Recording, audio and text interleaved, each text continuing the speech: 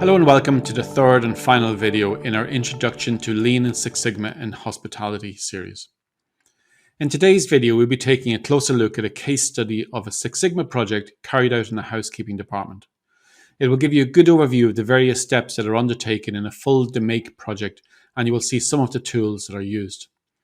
We'll also take a look at some tips on how to sustain the improvements that emerge from your Lean and Six Sigma project. The last thing you want to do is to spend all of your time on the project only to return to the old ways of working a couple of months later.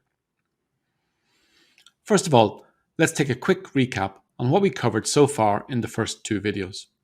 In our first video, we looked at the difference between Lean and Six Sigma, and we stated that Lean is focused on reducing waste and Six Sigma reduces inconsistency. We looked back in history to the origins of Lean and Six Sigma, particularly in hospitality, and we looked at some of the examples of where it has been implemented successfully. Lean and Six Sigma is not just relevant for the large hospitality brands. We looked at some examples of where there are opportunities for applying Lean methodology in every hospitality business. Remember, it's important to understand that solutions don't need to be complex or require investment, but the benefits can be massive. In our second video, we discussed continuous improvement, which is simply making small improvements every day so that today's performance is better than yesterday's. The best way to implement a continuous improvement mindset in your business is through a bottom-up and leader-led culture. I shared 6 Lean tools with you that will be sufficient for most projects. I presented 3 problem-solving methods: DMAIC, which should be used for large, complex projects; Kaizen can be used for less complex projects taking 2 to 4 weeks; and PDCA can be effectively used for most of your everyday continuous improvement projects. So, on to today. Let me introduce you to our case study. The Central Hotel, which is not the hotel's real name, is a 418-bedroom property in a city centre location. It has been open for 20 years and it's benefited from a $10 million refurbishment 3 years ago. It has high occupancy of around 88% each year, and revenue has been growing at a steady 10% a year, mainly through growth in average rate and attracting more conference business. But all is not well at the Central Hotel. Despite a strong top-line performance, the hotel's gross operating profit percentage has dropped by 6% in the past 2 years to 45%. The voice of the customer scores have fallen from a peak of 84% following the refurbishment to just 65%.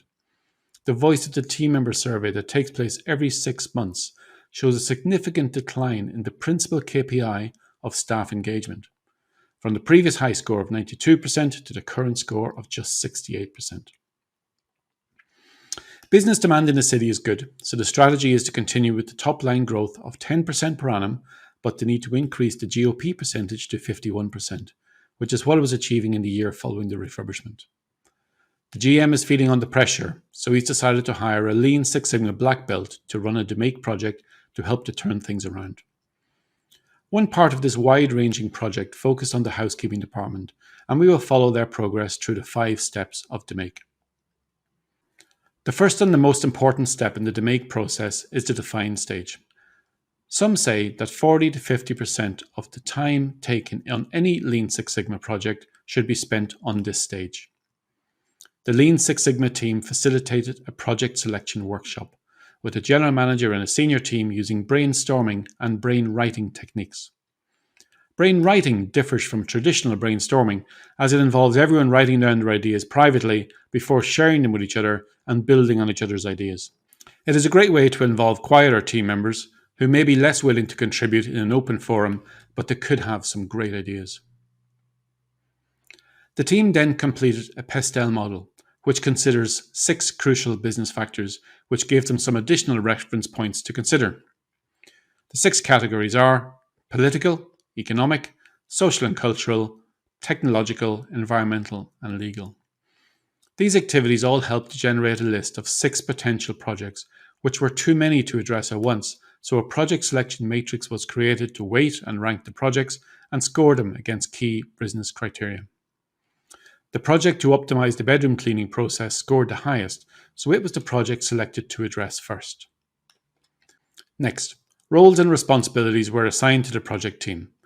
The GM agreed to be the project sponsor, and Simone, the housekeeping manager, would be the project leader, supported by the Lean Six Sigma Green Belt champion. They then completed a stakeholder identification exercise to identify which stakeholders should be included, and a stakeholder register was created to clarify the levels of responsibility each member of the team had. For this project, a customer focus group was also formed to gather feedback from the hotel guests and consult with them on their expectations from the project. The first objective of the project team was to create a project charter. This document clearly articulated the problem statement, set out the business case and benefits, defined what was in and out of scope, confirmed the timeline and the project team members. This step completed the define stage of the process, and it was now time to move on to the next stage, which was to measure. The measure phase is all about data collection, and multiple sources of data are required to set baseline metrics that will be used to measure the effectiveness of the project. This is where multiple Gemba walks and process observations, which we looked at in video 2, come in. It's important to observe what's happening at every stage of the process by everyone involved before you can determine what adds value and what doesn't. This is also where process mapping tools will be used, involving team members from all of the departments involved in the process. Observations need to be detailed and contain all of the steps you observe in the process. Observations should be conducted focusing on a single team member at a time for the full duration of their shift. The activities you observe need to be timed, and the number of times the activity is observed needs to be recorded. Several observations of the same job with different team members need to be conducted to get an accurate picture of the process. Another tool that's useful to get a high-level overview of a process is a SIPOC. This stands for Suppliers, Inputs, Processes, Outputs, Customers. You start by completing the process steps in the center section, followed by the suppliers and their inputs to the process on the left, and then you look at the outputs of the process and who the customers are to the right. Remember to include internal customers also. The next step in the make process is analyze. And as the name suggests, this is where you start to analyze the data you've collected so far. When the observations are collated, you need to separate the activities you observed into 2 or 3 buckets. Value adding, non-value adding, and sometimes Lean Six Sigma practitioners will also use necessary non-value adding activities. These are activities that don't add any value to the customer but need to be completed. An example of this would be waiting on a lift to take you and your housekeeping trolley to the 12th floor. Customers would not pay for this activity, but it needs to be done. However, it doesn't mean you can't amend the process to reduce the lift waiting time. This non-value adding or necessary non-value adding step, along with all the others observed, are categorized using the Tim Woods 8 wastes method to prioritize the areas that will deliver the greatest impact. In addition to analyzing the type and magnitude of the non-value adding and necessary non-value adding waste, a large amount of analysis is conducted, such as DPMO, which is defects per million opportunities, and variability analysis to identify trends over a long period of time, usually 12 months, which can identify seasonal fluctuations that may impact the final outcome. This is a good time to have a gate review meeting.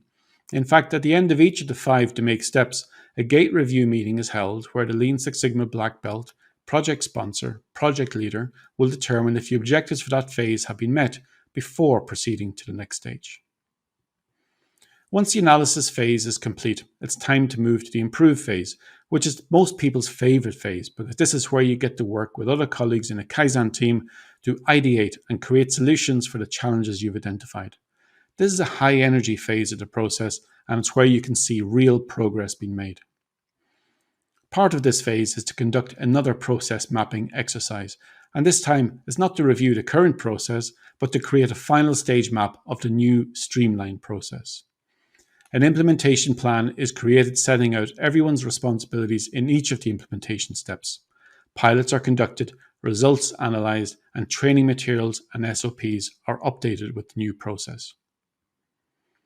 All of this work will have been for nothing if the final phase is not implemented successfully, and this is why the control phase is vital. New key performance indicators will have been created as part of the measure and analyze phases, and these can be used to measure the effectiveness of the implementation. A visual scoreboard is a great way for your team to monitor KPIs.